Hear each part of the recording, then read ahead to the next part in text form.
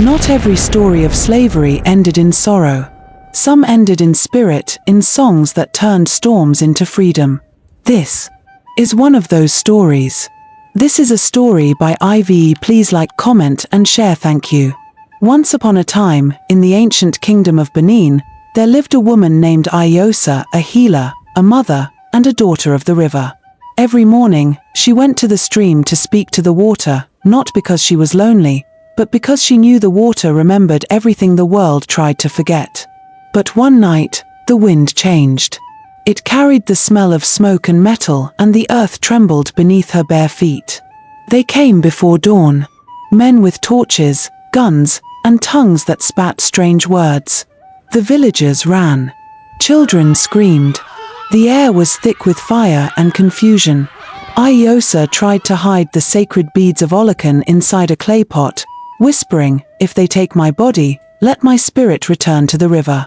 They caught her by the wrist, dragged her through the dirt with others, chained by the neck like animals.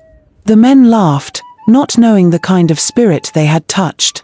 4 days, they marched toward the coast until they reached the sea, wide and endless.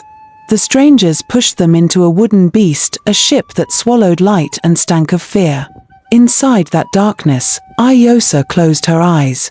She remembered the river's sound, soft, calm, alive. Then she began to hum. At first, it was just a whisper.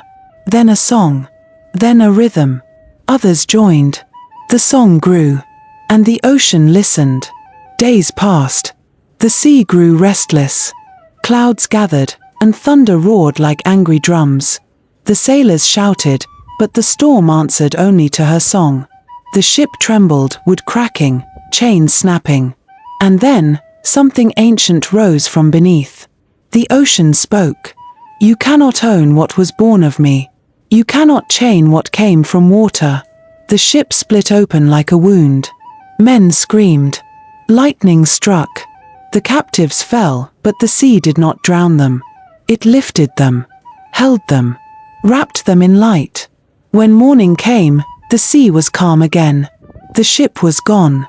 And where it sank, hundreds of white flowers floated upon the waves. They say the ocean refused their chains that night. And when the wind whispers over the Atlantic, you can still hear Iosa's voice, soft, sacred, free. "We are not your history," she says. "We are your blood."